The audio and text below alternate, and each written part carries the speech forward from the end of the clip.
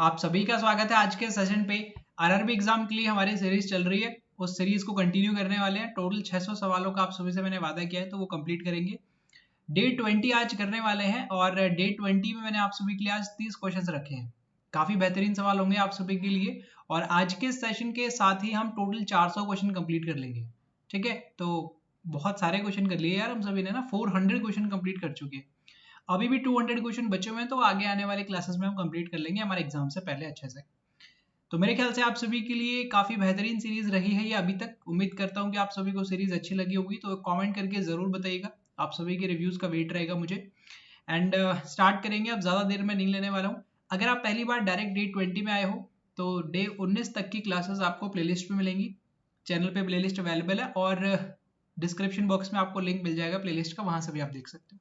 ठीक है भाई, बहुत सारी बातें हो गई, बहुत बार बता चुका हूं मैं ये चीजें। अब स्टार्ट करेंगे आज का हमारा सेशन, देर नहीं करेंगे। ठीक है, चलिए डे 20 स्टार्ट करने वाले हैं। इस बैच के बारे में आप सभी को पता है, ये कंप्लीट हो चुका है प्री एग्जाम के लिए। मेंस की क्लासेस इसमें बची हुई है। मेंस की क्लासेस आपकी अगस्त महीने से स्टार्ट हो जाएंगी, तो अगर इंटरेस्टेड हो तो एनरोल कर सकते हो आप सभी, है ना। सारी की सारी classes pre plus mains plus mock test plus test series plus practice PDF, हर एक सब्जेक्ट की सारी चीजें आपको इसमें मिल जाएंगी बहुत अच्छे तरीके से। ठीक है, डिस्क्रिप्शन बॉक्स में चेक कर लेना डिटेल्स।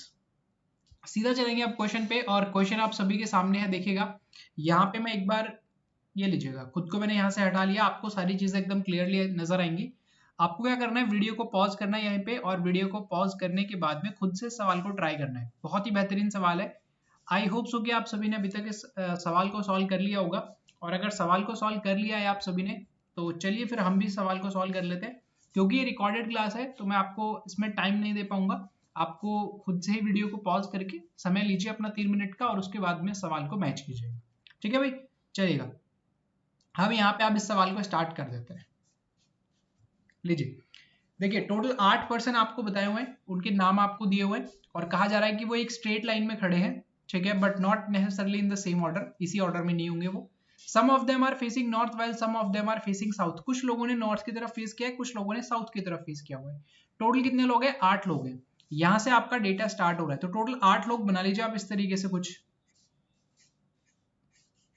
दो कंडीशन बना लीजिए, क्योंकि प्री एग्जाम का सवाल है, दो कंडीशन में आपका हो जाएगा। ठीक है, तो टोटल यहाँ पे कितने हो गए, 1 2 3 4 5 6 7 8 और 8, टोटल 8 पर्सन हो गए। दो कंडीशन मैंने यहाँ पे बना ली।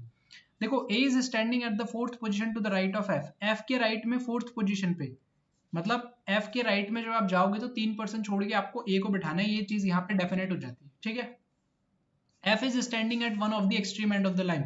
एफ जो है किसी एक एंड पे बैठा है, तो मान लीजिए इस एंड पे अगर एफ बैठा है तो एफ का फेस नॉर्थ की तरफ बनाना पड़ेगा, तभी उसके राइट में ए पॉसिबल हो पाएगा। तो 1 2 3 3 पर्सन छोड़ के ए यहाँ पे आ जाएगा। और मान लीजिए कि एफ आप यहाँ पे बैठाते हो तो आपको साउथ में फेस करवाना पड़ेगा, और फिर उसके राइट में 4th पोजीशन पे, तो 1 2 3 3 पर्सन छोड़ के ए जो होगा वो यहाँ पे आ जाएगा। तो दोनों कंडीशन पे एफ और ए डेफिनेट हो चुके हैं, तो बहुत बढ़िया, आगे बढ़ेंगे। Both the immediate neighbours of A face north. A के जो दोनों पड़ोसी हैं वो दोनों के दोनों पड़ोसी आपके नॉर्थ की तरफ फेस करते हैं। ये लीजिए, ए के दोनों पड़ोसी नॉर्थ की तरफ फेस करते हैं। ए का फेस क्लियर नहीं हुआ है। D is standing at 3rd position to the right of A. A के राइट में, ए के राइट में डी जो है वो 3rd कंडीशन पे है। देखो, ए का फेस किस तरफ होगा मुझे नहीं पता, लेकिन ए के राइट में डी आएगा 3rd पोजीशन पे, ये डेफिनेट हो गया। ए का फेस कहाँ पे सर, नॉर्थ होगा कि साउथ होगा अभी नहीं पता सर। अगर आप ए का फेस बनाना चाहते हो तो आपको दो कंडीशन और लगेंगी, 4 कंडीशन लेके क्वेश्चन सॉल्व करना पड़ेगा, जो पॉसिबल नहीं है प्री एग्जाम में, है ना। इसलिए आप दो ही कंडीशन बना के चलो, डेफिनेट होगा तब रख लेना। तो अभी डेफिनेट नहीं है तो छोड़ो इसको। D is facing the same direction as that of A. अच्छा, ए और डी दोनों के दोनों सेम डायरेक्शन में देखते हैं भाई, ये दोनों के दोनों सेम डायरेक्शन में देखेंगे। अगर ए नॉर्थ की तरफ तो डी भी नॉर्थ की तरफ, ए साउथ की तरफ तो डी भी साउथ की तरफ। There is only 1 person between D and C. D और सी के बीच में 1 पर्सन का गैप है। डी और सी के बीच में 1 पर्सन का गैप हो जाएगा भाई। नॉर्थ सॉरी राइट साइड में, लेफ्ट साइड में किस तरफ पता नहीं है, बस इतना सा पता है कि डी और सी के बीच में 1 पर्सन का गैप यहाँ पे आने वाला है। ठीक है भाई, क्लियर हो गया, आगे बढ़े। C is standing at 3rd position to the right of G. G के राइट में 3rd पोजीशन पे सी बैठा हुआ है। ये लीजिए, जी के राइट में 3rd पोजीशन पे कौन बैठा हुआ है, सी बैठा हुआ है। जी के राइट में 3rd पोजीशन पे सी बैठा है। H is standing to the immediate left of C. C के इमीडिएट लेफ्ट में कौन बैठेगा, एच बैठेगा। ये भी डेफिनेट हो गया। ये लीजिए, सर सी से रिलेटेड काफी डेटा मिल गया, डी और सी के बीच में गैप है, जी और सी के बीच में गैप, सी के इमीडिएट लेफ्ट में एच आ जाएगा, काफी डेटा मिल गया, मतलब इंपॉर्टेंट लग रही है। चलिए, B is not facing north, B अगर नॉर्थ की तरफ फेस नहीं कर रहा है तो बी साउथ की तरफ फेस करेगा, ये भी डेफिनेट हो गया। H is facing the same direction as that of E, H और ई ये दोनों क्या कर रहे हैं, सेम डायरेक्शन में फेस है इन दोनों का भी, एच और ई का। B is not standing at any of the extreme end, okay B के बारे में एक डेटा ये दिया हुआ है कि बी जो है ना वो एंड पे नहीं बैठेगा, बी का फेस साउथ की तरफ है और बी एंड पे नहीं आ सकता, इतना क्लियर हो गया। सर डेटा सारा का सारा रीड कर लिया, जितना भी डेफिनेट था उसे हमने बिठा लिया, जो भी डेफिनेट नहीं था उसे हमने लिख लिया। अब यहां से आगे क्या अप्रोच होगी इस सवाल को सॉल्व करने की, यहां से आगे देखो आपको मैंने सिखाई हुई है अप्रोच, आपके पास में एफ और ए डेफिनेट है, आप एफ और ए से रिलेट करते हुए कोई डेटा को ढूंढ सकते हो, तो वहां से स्टार्ट करने की कोशिश करो, वहां से भी अगर नहीं कर पाते हो तो उस डेटा को पिक करो जो एक से ज्यादा बार रिपीट कर रहा है खुद को। सर एफ से रिलेट करते हुए तो कोई डेटा नहीं है, लेकिन ए से रिलेट करते हुए डेटा है सर, ए से रिलेट करते हुए डेटा है, और ये वाला डेटा ये कह रहा है कि ए के राइट में थर्ड पोजीशन पे डी बैठेगा, और डी के बाद में सी का रिलेशन दिया हुआ है, ए से डी का रिलेशन आप बना लो, डी से सी का रिलेशन बना लो, फिर सी से आप एच का रिलेशन बना लेना, काफी सारा डेटा क्लियर हो जाएगा आपका। लेकिन समझना ए का फेस आपको नहीं पता, इसलिए आप थोड़ा सा ध्यान से करना है यहाँ पे, ठीक है। मैं आपको करके बताता हूँ कैसे। देखो अगर मान लीजिए ए का फेस नॉर्थ की तरफ है, सिर्फ मैं अज्यूम करवा रहा हूँ लिख नहीं रहा, ए का फेस आपका नॉर्थ की तरफ है, तो डी उसके राइट में थर्ड पोजीशन पे, मतलब 1 2 3, डी को आपको यहां लिखना पड़ेगा। अगर ए का फेस नॉर्थ की तरफ है तो डी को यहां लिखना पड़ेगा। फिर देखो डी और सी के बीच में 1% का गैप है, तो 1% का गैप करके सी को आपको यहां लिखना पड़ेगा। लेकिन सी के लेफ्ट में एच आएगा, सी के लेफ्ट में एच पॉसिबल ही नहीं है, तो ये वाली कंडीशन पॉसिबल नहीं है आपकी। ए के राइट में नहीं जा सकते आप, आपको जाना पड़ेगा ए के लेफ्ट में, तो आपके लिए साउथ डायरेक्शन होगी ए की, और ए के राइट साइड में इस तरफ आना पड़ेगा। 1 2 2 का गैप करके डी को आप यहां लिखोगे, फिर उसके बाद में एक का गैप करके सी आपका यहाँ पे आ जाएगा, और सी के इमीडिएट लेफ्ट में एच जो होगा वो यहाँ पे आ जाएगा। क्लियर हो गया। ए से आप 2 पोजीशन छोड़ के डी पे गए, डी और सी के बीच में 1% का गैप है तो वो आपने बनाया, सी के इमीडिएट लेफ्ट में एच होगा तो वो आपका बन जाएगा, ठीक है। अब समझना ध्यान से, ऑपोजिट डायरेक्शन मतलब नीचे वाले आपकी जो कंडीशन है ना उसमें भी आपको इसी तरीके से चेक करना होगा कि आप राइट साइड पे जा सकते हो कि कौन सी साइड पे जा सकते हो, ठीक है। देखो अगर आप नॉर्थ डायरेक्शन की तरफ फेस करोगे ना, नॉर्थ डायरेक्शन की तरफ, इसमें भी अगर आपने नॉर्थ की तरफ फेस किया तो डी को आपको यहां बनाना पड़ेगा, फिर आपका सी वापस यहाँ पे आ जाएगा, और सी के इमीडिएट लेफ्ट में फिर वापस से ए हो जाएगा जो पॉसिबल नहीं है, तो आप इसको साउथ में ले लो इसको भी, और डी यहाँ पे आ जाएगा, सी यहाँ पे हो जाएगा और एच यहाँ पे हो जाएगा। ये लीजिए एच और सी का फेस क्लियर हो, मतलब एच और सी का रिलेशन क्लियर हो गया, ए और डी का रिलेशन क्लियर हो गया, डी और सी का रिलेशन क्लियर हो गया। अब देखो यहाँ पे ए और डी जो है वो दोनों सेम डायरेक्शन में देखते हैं, तो ए साउथ में तो डी भी साउथ में, भाई दोनों में ए साउथ में है तो डी भी साउथ में हो जाएगा। क्लियर हो गया। ये लीजिए अब समझना यहाँ पे जी के राइट में थर्ड पोजीशन पे सी बैठा है, सी तो सर यहाँ पे है, तो देखो 1 और 2% छोड़ के आपको जी को यहाँ बैठाना चाहिए, जी का फेस कर दो आप साउथ की तरफ, तो देखो 1 और 2% छोड़ के सी आ जाएगा। यहाँ पे भी देखो 1 और 2% छोड़ के जी को आप यहाँ लिखो, साउथ डायरेक्शन में फेस करो, राइट में सेकंड, राइट में थर्ड पोजीशन पे सी आ जाएगा। क्लियर हो गया। अब यहाँ पे देखना एच और ई सेम डायरेक्शन में आते हैं, लेकिन ई कहाँ पे होगा अभी डेफिनेट नहीं है। देखो बी साउथ की तरफ देखेगा ये तो पता है, तो क्या बी यहाँ पे आ सकता है? नहीं, तो बी को यहाँ लिखना पड़ेगा साउथ डायरेक्शन। ऊपर वाले में देखो बी को यहाँ लिख सकते हो क्या? आप नहीं लिख सकते, साउथ में कराना है तो बी को यहाँ लिखना पड़ेगा, लेकिन यहाँ लिखते ही कंडीशन गलत हो जाएगी आपकी, क्योंकि बी जो है वो एंड पे नहीं आ सकता, तो पहले वाली कंडीशन गलत हो गई। सेकंड कंडीशन में आप कौन बच गया? ई बच गया, तो ई को यहाँ लिखो। ई और एच सेम डायरेक्शन में देखेंगे, तो ई अगर नॉर्थ में है तो एच भी आपका कहाँ पे हो जाएगा? नॉर्थ में हो जाएगा। सवाल आपका खत्म हो चुका है। उम्मीद कर रहा हूँ कि आप सभी ने सवाल को समझ लिया होगा। काफी अच्छा सवाल था ये, आपके आरआरबी पीओ लेवल में आने वाला सवाल था।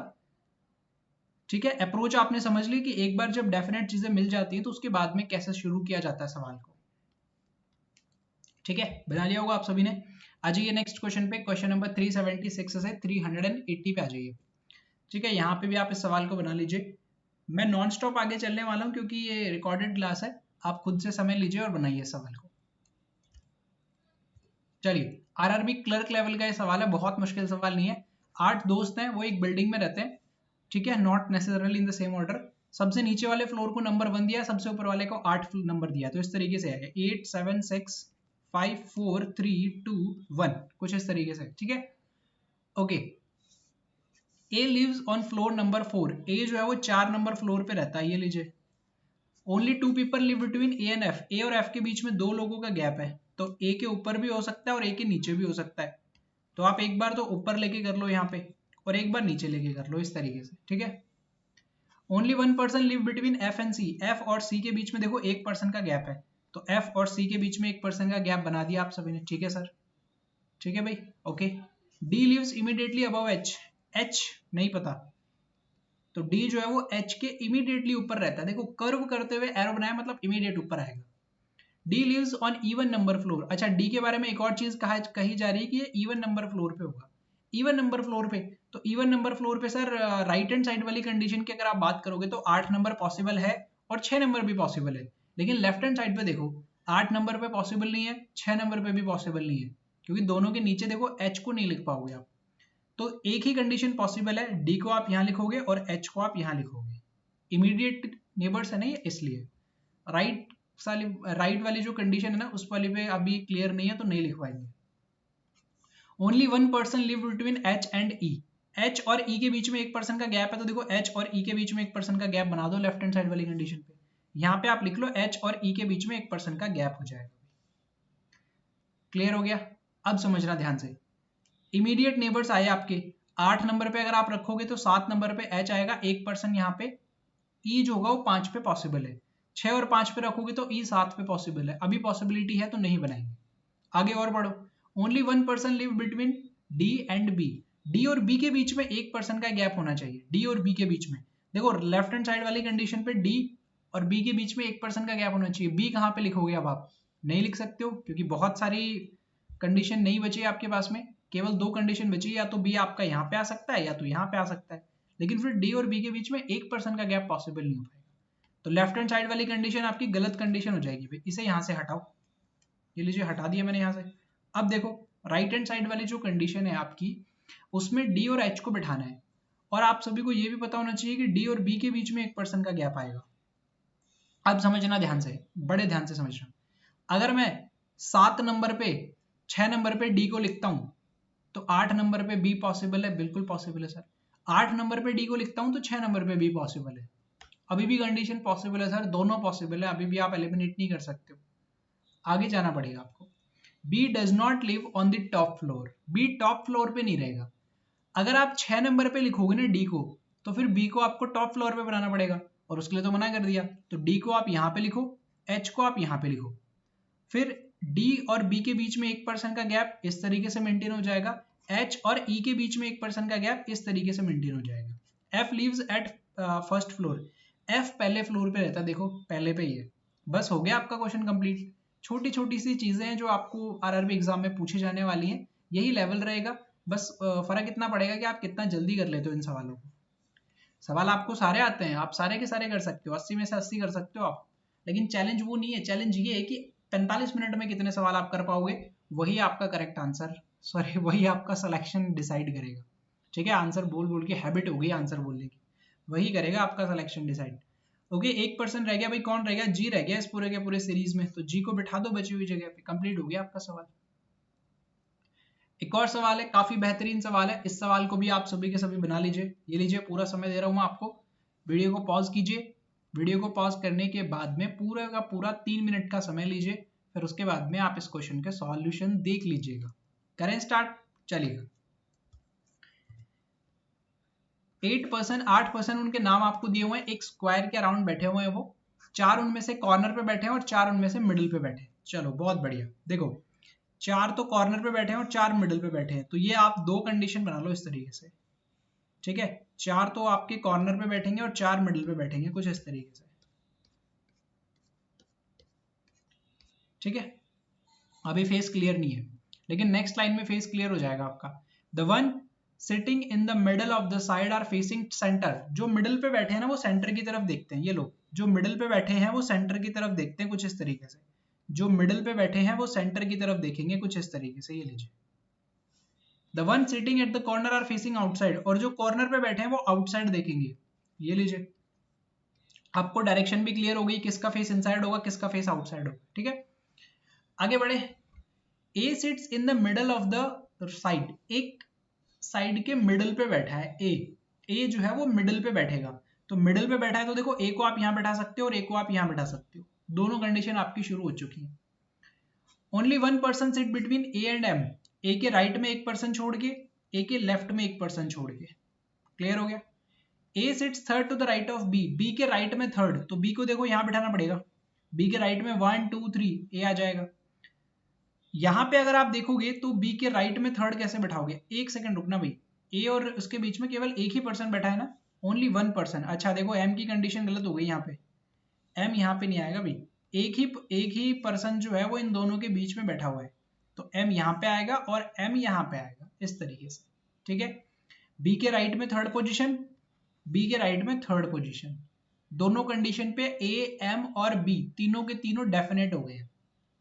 आगे बढ़ते हैं। Only 3 person sit between B and C, B और सी के बीच में 3 लोगों का गैप है, बी और एन के बीच में, तो 1 2 और 3, चाहे लेफ्ट में चले जाओ चाहे राइट में चले जाओ, 3 लोगों का गैप करके आप ऑपोजिट वाली सीट पे ही बिठा पाओगे, ठीक है।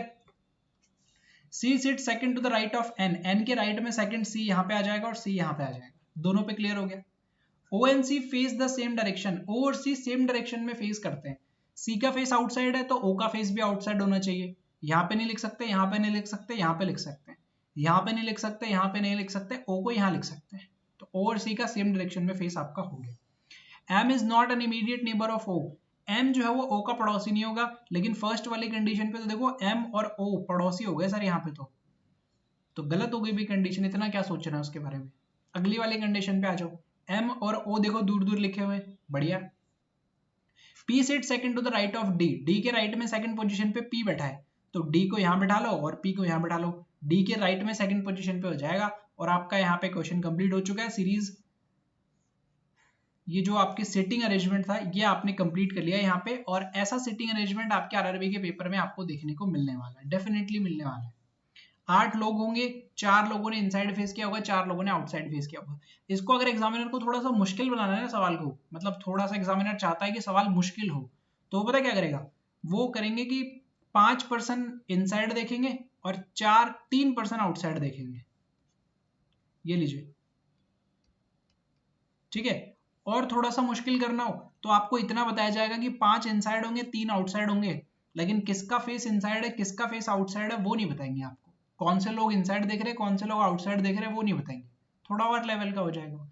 इससे भी मुश्किल बनाना है तो वेरिएबल डाल देंगे एक, वो मेंस में चले गए फिर आपके सवाल, ठीक है। बाकी प्री लेवल में आपके यहाँ तक सवाल पूछा जा सकता है, 5 और 3 भी आ सकते हैं कि 5 लोगों ने इनसाइड और 3 लोगों ने आउटसाइड फेस किया हुआ है, लेकिन वो बताएंगे कि कौन से इनसाइड है कौन से आउटसाइड है, तो टेंशन नहीं लेनी है आपको ना, प्री लेवल का मैं बता रहा हूँ।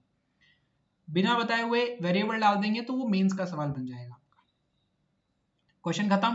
देखो 15 सवाल हमने कंप्लीट कर लिए, आगे बढ़ेंगे अब नेक्स्ट क्वेश्चन पे। क्वेश्चन नंबर 386 है क्वेश्चन नंबर 389। देखो 4 सवाल कंप्लीट करेगा ये एक ब्लड रिलेशन, ठीक है। ऐसे सवाल ब्लड रिलेशन के 3 से 4 सवालों का सेट आता है आपने, तो एक बार सॉल्व कर लो, 3 से 4 सवाल आप आराम से बना लोगे।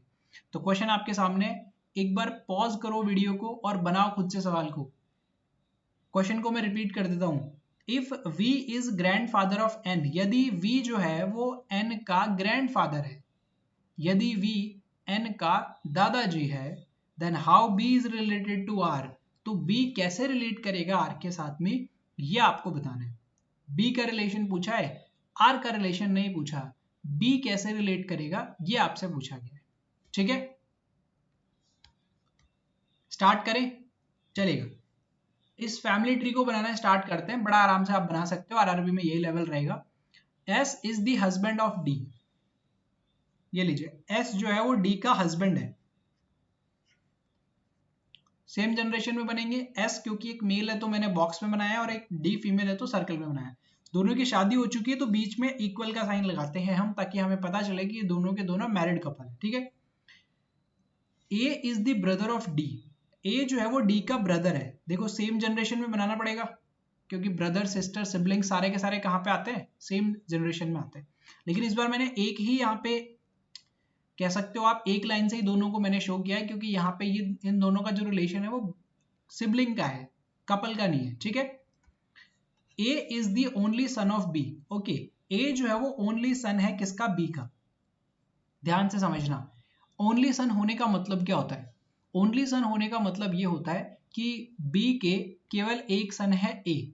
अगर बी के सर कुछ और बच्चे हुए तो, अगर बी के कुछ और बच्चे होते हैं तो वो सारे के सारे डॉटर ही होंगी। डेफिनेट है ये।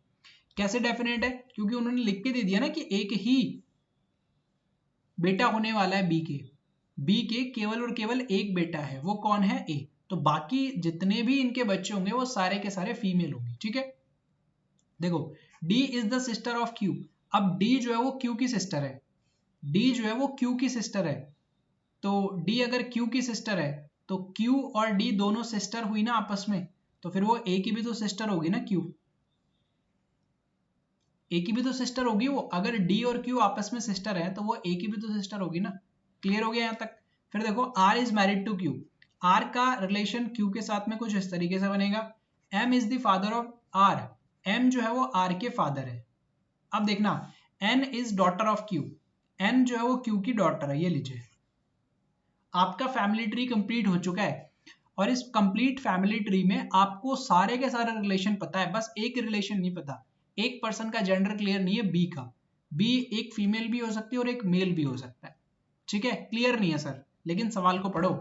If V is the grandfather of N, अगर वी जो है वो एन का ग्रैंड फादर है, तो सर ग्रैंड फादर अगर है तो आप इस तरीके से जा सकते हो ना कि एन का ग्रैंडफादर, तो एन के फादर कौन है, आर, और आर का फादर कौन है, एम। सर एम होना चाहिए था ग्रैंडफादर, तो गलती से वहां पे क्या लिख दिया होगा, वी लिख दिया होगा। नहीं, सही है वो, V is the grandfather of N. मतलब क्या हुआ कि अगर फादर के फादर आपको मिल चुके हैं तो वो जो वी है ना वो मदर के फादर होंगे। जैसे क्यू के जो फादर होंगे वो कौन हो जाएंगे, वी हो जाएंगे इस तरीके से। तो ये कौन हो जाएंगे, एक फीमेल हो जाएगी। अब बताओ वी कौन है, वी एन के ग्रैंडफादर ही तो हैं। इनकी मदर के पेरेंट्स देखो ये रहे, तो मदर के पेरेंट्स कौन होंगे, ग्रैंडफादर ग्रैंड मदर। फादर के जो पेरेंट्स होते हैं उनको भी ग्रैंडफादर और ग्रैंड मदर ही कहते हैं, तो कंफ्यूज नहीं हो जाने इन दोनों के बीच में। हाँ, मेटर्नल अंकल और आंट को हम पैटर्नल और मैटरनल से शो कर देते हैं, बट हमारे ग्रैंड पेरेंट्स को हम ग्रैंडफादर और ग्रैंड मदर ही कहेंगे। क्लियर हो गया? तो वी का रिलेशन बी के साथ में बनेगा और बी कौन हो जाएंगे, एक फीमेल हो जाएंगी।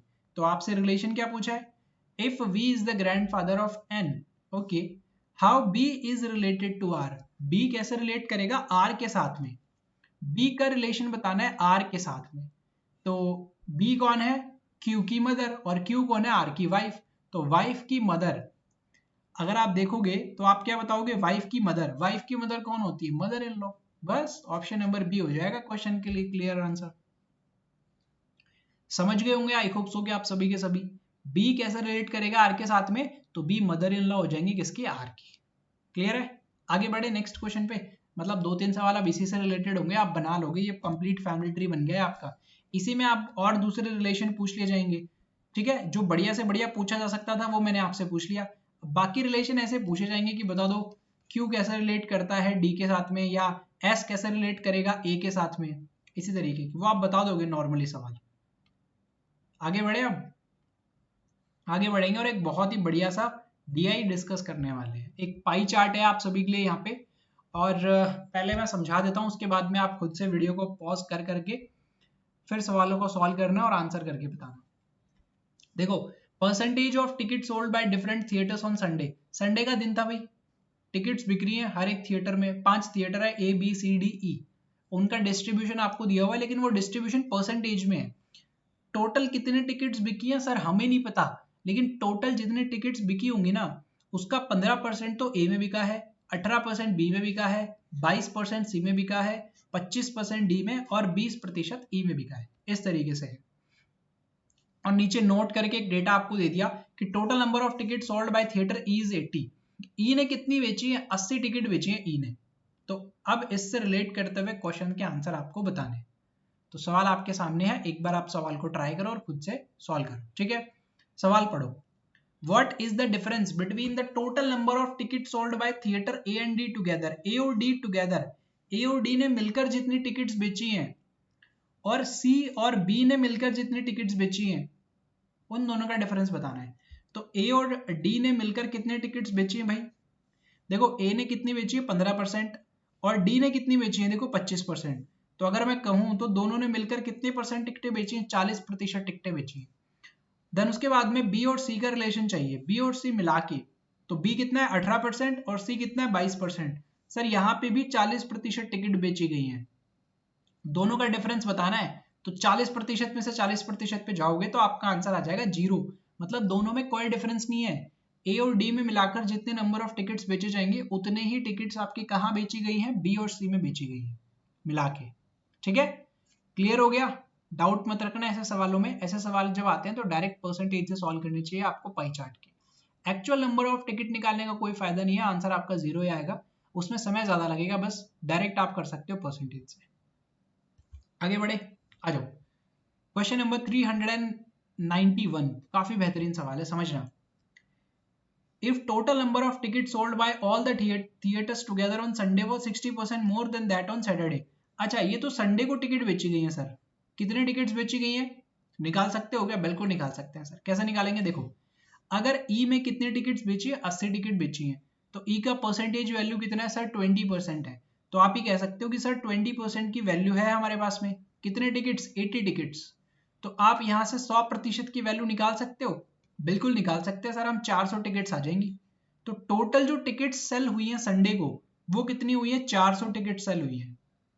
ये जो 400 टिकट सेल की गई है ना, वो क्या था? 60% ज्यादा था सैटरडे वाली से। सैटरडे को भी तो कुछ टिकटें बेची गई होंगी ना, सैटरडे वाली टिकटों को जब 60% से बढ़ा दिया गया तो आपकी संडे वाली टिकट्स आ गई। तो आपको बताना है total number of ticket sold Saturday को कितनी हुई थी सारे के सारे थिएटर से मिला के। क्लियर है? क्वेश्चन समझ में आ गया? देखो फिर से समझो, सैटरडे को कुछ टिकटें यहाँ पे सेल हुई है ना, हर एक थिएटर ने सैटरडे को टिकटें बेच दी। संडे को जो टिकटें बेची जा रही हैं वो सैटरडे से 60% ज्यादा है, तो आप सैटरडे वाली टिकटों को 60% से बढ़ा दो। तो जैसे ही हम 60% से बढ़ाएंगे तो इसका 160% निकाल सकते हैं हम। तो ये वैल्यू किसके बराबर आ जाएगी? 400 के बराबर आ जाएगी, क्योंकि संडे को कितनी टिकटें सेल हुई हैं? 400 टिकटें सेल हुई हैं सर। क्लियर हो गया? तो सैटरडे को कितनी होंगी कैसे निकालोगे? ये 400 रहेगा आपके पास में, 100 ऊपर चला जाएगा, 160 नीचे आ जाएगा, नंबर ऑफ टिकट्स आ जाएंगी वो जो सैटरडे को सेल हुई थी। तो आप यहां से सॉल्व कर सकते हो, देखो 40 से करो डायरेक्ट, ये 10 टाइम्स जाएगा, 40 से करोगे डायरेक्ट ये 4 टाइम्स चला जाएगा, 4 से कैंसिल करोगे तो ये 25 टाइम्स चला जाएगा, तो ये कितना आ जाएगा? 250। तो 250 टिकटें तो कब सेल हुई थी? सैटरडे को सेल हुई थी। तो आप ये कह सकते हो कि सर सैटरडे को कितनी 250 टिकटें थी, और उसके बाद में अगर मैं संडे की बात करूं तो संडे को जो टिकटें सेल हुई वो 400 टिकटें सेल हुई थी, जो सैटरडे को कितना प्रतिशत से बढ़ाया गया? 60% से बढ़ाया गया, उसके बाद में सेल हुई है। तो ऑप्शन नंबर बी हो जाएगा आपके लिए करेक्ट आंसर।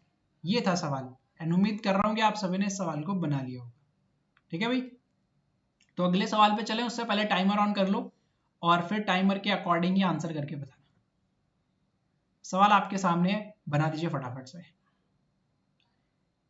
थिएटर बी में कितना डिग्री एंगल बन रहा है आपको ये बताना है, बस इसके अलावा कुछ नहीं। सिंपल सा कॉन्सेप्ट है, मैंने आपको सिखा दिया है। आप सभी को पता है कि 100% वैल्यू है इसमें, पूरे के पूरे सर्कल में 100% वैल्यू है, और पूरे के पूरे सर्कल का एंगल कितना होता है? 360 डिग्री होता है। तो 100% की वैल्यू 360 डिग्री के बराबर हो जाएगी। 1% की जो वैल्यू होती है वो किसके बराबर होगी? 360 डिवाइडेड बाय 100। आपको वैल्यू किसकी चाहिए? आपको वैल्यू चाहिए सर बी की, तो बी कितना है? 18% है। तो 18% के लिए आप इस 360 डिवाइडेड बाय 100, ये तो 1% की वैल्यू है ना, 18 की चाहिए तो आप इसे 18 से मल्टीप्लाई कर दीजिए, क्वेश्चन खत्म आपका। तो देखो 0 से 0 कैंसिल कर दो। अब देखो 36 को मल्टीप्लाई करना है 18 से और डिवाइड करना है किससे? 10 से। तो क्या करें? या तो आप थोड़ा और छोटा कर लो वैल्यू को, लेकिन फिर 5 से डिवाइड करना पड़ेगा ना। 5 से डिवाइड करने में मजा नहीं आएगा सर, 10 से डिवाइड करने में मजा आता है, पॉइंट लगा देंगे। तो 18 को और 36 को मल्टीप्लाई कर लो भाई, सीधा सीधा सा हिसाब है।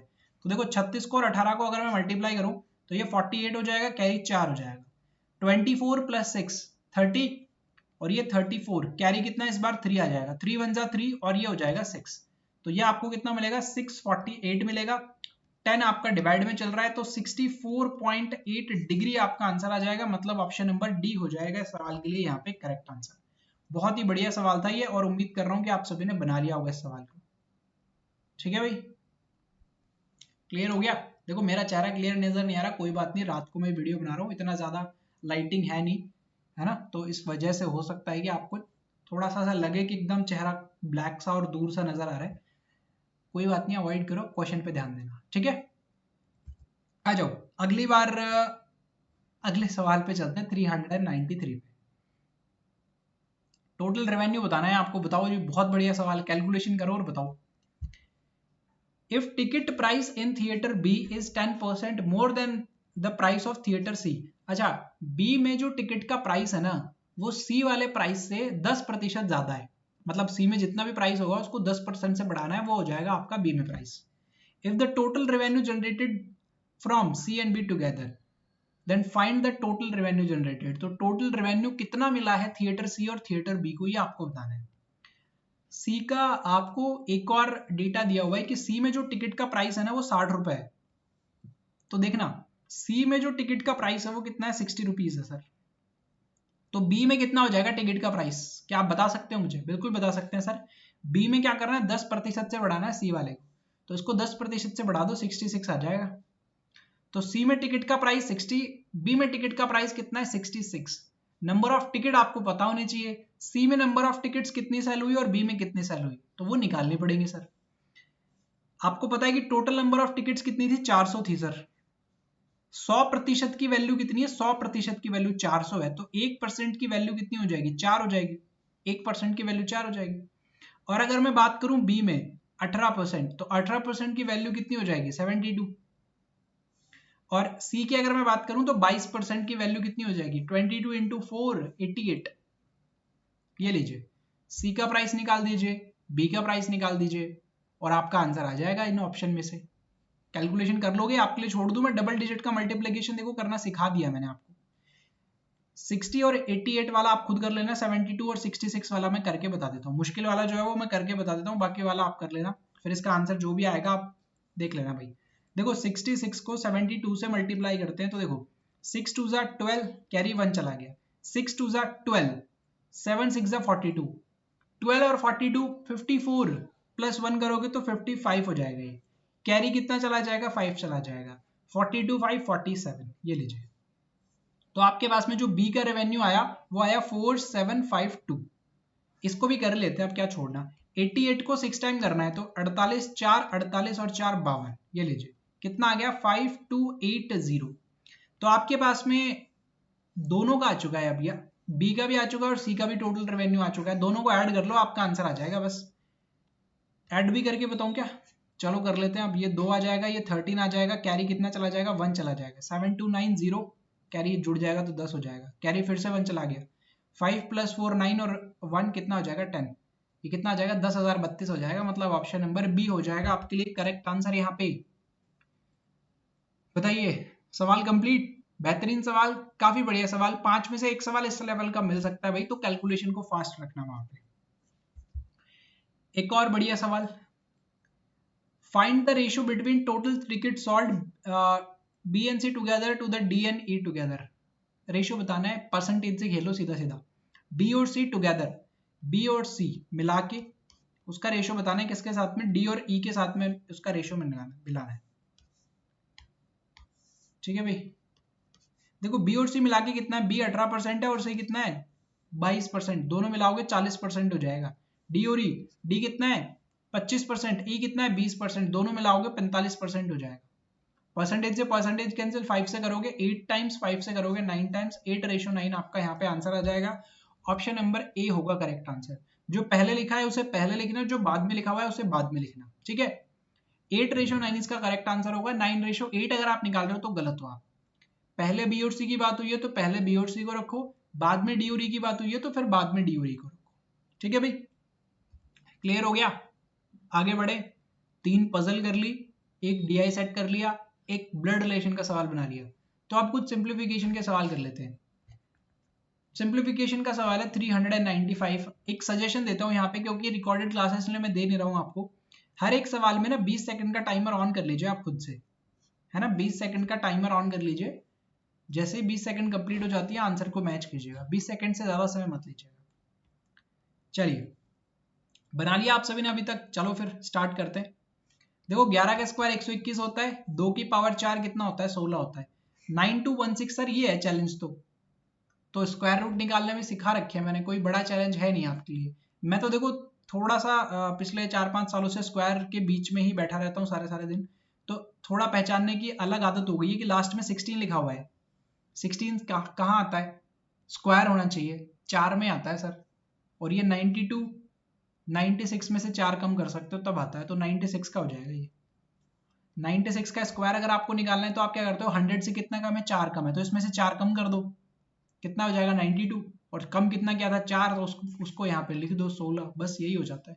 बाकी तरीका आपके पास में है, अलग किया, 6 को लिखा आपने ब्रेक करके, वंस प्लेस पे या तो 6 आएगा या तो 4 आएगा। फिर 92 को कंपेयर किया, किन दो स्क्वायर के बीच की वैल्यू है, फिर कंपेयर करें अंदर वाले नंबर को कि बड़ा है कि छोटा है, फिर आप उस हिसाब से बना दिया आपने। ठीक है, वो प्रैक्टिस तगड़ी होनी चाहिए फिर आपकी, अगर आप निकाल नहीं पा रहे हो डायरेक्ट। बाकी लगभग 125 तक के मैंने आपको निकालने सिखाए हुए हैं बहुत बार, उनको कर लो यार, फंसेगा नहीं सवाल। मैं कह रहा हूँ एक भी सवाल नहीं फंसेगा आपका। स्क्वायर 125 तक के और क्यूब रूट 125 तक के, सॉरी स्क्वायर रूट 125 तक के, नहीं फंसेगा आपका स्क्वायर। अब देखो इसको सॉल्व करना है सिर्फ 6 बार में, और 6 को 121 से मल्टीप्लाई करना है, 726 आ जाएगा आपका आंसर। चैलेंज था ही नहीं सर, चैलेंज तो ये था कितना जल्दी आप इसे सॉल्व कर सकते हो, बस सवाल खत्म फिर। ठीक है भाई, यही आएगा ना, ठीक है। 726 396, 20 सेकंड का टाइमर स्टार्ट कीजिए और बनाइए सवाल को। बना लिया, चलिए 3/8 एज इट इज रहेगा, ऑफ लगा हुआ है, मल्टीप्लीकेशन लगा दो, ब्रैकेट लगेगा 3 5 5 2। अच्छा डिवाइड करना है तो पूरा का पूरा डिवाइड में चला जाएगा, ये लीजिए। अंदर जो ब्रैकेट है वो कंप्लीट डिवाइड में है, तो जो डिफरेंस आएगा उसको डिवाइड कर लेना है यहाँ पे। 64 में से 28 माइनस करना है, 36 बचेगा आपके पास में। भाई 564 में से 528 माइनस करना है, 36 से तो बचेगा। बस सॉल्व कर लो इसे अब आप, ये लीजिए, हटा दीजिए आप ब्रैकेट को, सॉल्व कर लीजिए आप। देखो 3 से कर सकते हो 12 बार में, 8 से कैंसिल कर लो इसको, 4 बार में 32, 3 बचेगा, 4 बार में 32, 3 बचेगा, 4 बार में 32। 12 से कंप्लीट सॉल्व हो रहा है, 12 3 और उसके बाद में कितना बचेगा, 8 बचेगा ना, 8 यहाँ पे लिखोगे 7 टाइम्स हो जाएगा, 37 आ जाएगा। क्या कर रहे हो सर, कुछ समझ नहीं आ रहा, ये देखो समझना ध्यान से, फिर से रिपीट कर रहा हूँ मैं इस सवाल को मैं फिर से रिपीट कर रहा हूँ। वैसे तो देखो सिर्फ और सिर्फ कैलकुलेशन की है मैंने, आपको आनी चाहिए ये कैलकुलेशन। 3 से काट दिया 12 बार में, 8 से मैं कैंसिल कर रहा हूँ, 4 बार में कितना हो जाएगा 32, 3 बचेगा, फिर से 4 टाइम में 32, फिर 3 बचेगा, फिर से 4 टाइम में 32 और कंप्लीट। अब 12 से कैंसिल कर लो, 3 टाइम्स में करोगे तो कितना आ जाएगा, 36 आ जाएगा। 44 36, 8 का गैप है तो 8 बच गया यहाँ पे, 7 टाइम्स में कंप्लीट हो जाएगा, ऑप्शन नंबर डी हो जाएगा आपके लिए करेक्ट आंसर। ठीक है, फटाफट से फटाफट बनाने ऐसे सवालों को। सवाल सामने, 20 सेकंड का टाइमर स्टार्ट करो और बनाओ। 144 डिवाइडेड बाय 24, 35 माइनस 258 में से 364 माइनस करना है, 106 बचेगा, लेकिन पॉजिटिव का। समझना, यहां तक तो आपका अलग क्वेश्चन बन रहा है, और जैसे ये नेगेटिव स्टार्ट हो गया और बाद में पॉजिटिव स्टार्ट है, इन दोनों को आप अलग से सॉल्व कर सकते हो वी बोर्ड मास रूल के अकॉर्डिंग। तो 364 में से 258 माइनस करना है, तो 64 में से 58 माइनस करोगे, 6 बचेगा आपके पास में। 64 में से 58 माइनस करोगे तो 6 मिलेगा आपको। 300 में से 200 माइनस करोगे तो कितना मिलेगा, 100 मिलेगा, लेकिन वो 106 होगा। क्यों, क्योंकि आपका पॉजिटिव वैल्यू बड़ी है और नेगेटिव वैल्यू छोटी है। ठीक है, तो कितना आ गया, 106 आ गया। इसको आप इस तरीके से भी देख सकते हो, 364 पॉजिटिव है, 258 आपका नेगेटिव है, तो 64 58 6 बचेगा पॉजिटिव का, 300 200 100 बचेगा, तो टोटल कितना हो जाएगा, 106 हो जाएगा। बस अपना अपना नजरिया है देखने का सवाल को। और कैलकुलेशन कितनी आप फास्ट से फास्ट कर सकते हो, थोड़ा सा दिमाग में कैलकुलेशन करने की कोशिश किया करो। कोशिश करो कि पेन का यूज ना करो, छोटे छोटे कैलकुलेशन में भी। डेली जब आप सवालों को बना रहे हो, आप कहीं पे भी घूम रहे हो, कैलकुलेशन सामने आती है, फटाफट से कैलकुलेटर खुल जाता है हमारा, नहीं खुलना चाहिए। कोशिश करो ना पहले खुद से मल्टीप्लाई करने की। गलत हो रहा है होने दो, टाइम लग रहा है लगने दो, आपकी हैबिट बनेगी चीजों को दिमाग में कैलकुलेट करने की। फिर वो हैबिट देखना आप धीरे धीरे कैसे आपको हेल्प करेगी सिंप्लीफिकेशन के सवालों में। ठीक है, ये जितनी तैयारी कर रहे हो ना अभी आप, इसको अपने अंदर उतार लो इस तरीके से कि जब आप नॉर्मली किसी से बात भी कर रहे हो, नॉर्मली जब आप चीज़ों को देख रहे हो, तो आप उस हिसाब से देख रहे हो कि हाँ ये चीज़ मुझे कभी कहीं ना कहीं हेल्प जरूर करेगी मेरी तैयारी में। ठीक है, इस तरीके से आपको तैयारी करनी चाहिए। आपकी एक्शन में आपकी तैयारी झलकनी चाहिए ना, तब आएगा मजा, तब तक उसके बिना मजा नहीं आता फिर। ठीक है, अब देखो इसको सॉल्व कर लो, 24 से डायरेक्ट कर लो, 6 बार हो जाएगा। 6 को 35 से मल्टीप्लाई करना है, 35 का 2 गुना करो 70, 70 का 3 गुना करो 210 प्लस 106, कितना हो जाएगा ये 316 हो जाएगा। 316 ऑप्शन में है ही नहीं सर यहाँ पे, तो 316 तो ऑप्शन में है ही नहीं, तो इसे हटाओ और एक 316 ऑप्शन लगाओ यहाँ पे। डन सवाल। 35 को 6 से मल्टीप्लाई करना है, कैसे करोगे? 6 पंजे 30, कैरी 3, 6 3 18 और 3 21, बहुत बढ़िया। थोड़ा इस तरीके से देखो, जैसे 35 को 6 बार मल्टीप्लाई करना है, तो मैंने क्या कर लिया, 35 का डबल कर लिया 70, और 6 का आधा कर लिया 3। ये अप्रोच तो सिखाई हुई ना मैंने सिंप्लीफिकेशन के सवालों में, जब एक वैल्यू डबल हो जाती है दूसरी हाफ हो जाती है। 70 इंटू 3 कर लो, कितना हो जाएगा, कितना हो गया 210 हो गया, सिंपल सी बात है, बस ऐसे ही करते हैं। ठीक है, 398 एग्जैक्टली आपके एग्जाम का लेवल का सवाल, आरआरबी में बिल्कुल ऐसा लेवल का सवाल मिलेगा आपको, और 20 सेकंड मिलेंगे, और ये सवाल 20 सेकंड में बन जाएगा मेरे ख्याल से, है ना? बनाओ। 104 मिलेगा प्लस, देखो 30 को मल्टीप्लाई करना है 29 से, 2 डिजिट का मल्टीप्लीकेशन लगाओगे क्या? मैं तो नहीं लगाऊंगा, क्यों? क्योंकि मैं 30 को मल्टीप्लाई कर सकता हूँ 29 से डायरेक्ट। कैसे सर, डायरेक्ट कैसे करोगे? 30 से मल्टीप्लाई कर लो, 390 मिलेगा, 390 में से 13 माइनस कर लो, 377 मिलेगा आपको, और 377 और 104 को आप ऐड कर लो, कितना मिलेगा? 481 मिल जाएगा, ऑप्शन ए, क्वेश्चन खत्म आपका। 13 को पहले 30 से मल्टीप्लाई कर लो, 390 मिला सर, 29 से करना था 30 से कर लिया, कोई बात नहीं, एक बार 13 माइनस कर लो, 377 ये लीजिए, तो 377 यहां से मिलेगा, 104 यहां से मिलेगा, हमने डिवाइड कर लिया इसको, कितना हो गया टोटल? 481 हो गया।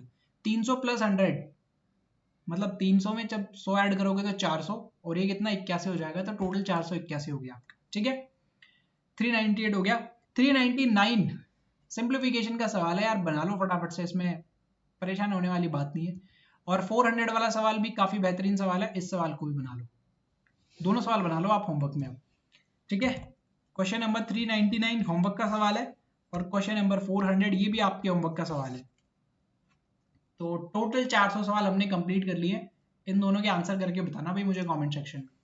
ठीक है, तो क्लासेस कितनी हुई है? 20, क्वेश्चन कितने हो गए? 40, 400, तो एक क्लास का एवरेज कितना है? 20 सवाल, यही है ना आपका एवरेज। अगर इसी को मेंटेन करके हम चलेंगे तो आपके लिए लगभग 10 दिनों तक की क्लासेस और होने वाली, लेकिन मैं कोशिश करूंगा कि 25-26 में हम इन्हें खत्म कर लें, अगले 5 से 6 क्लासेस में खत्म कर लें।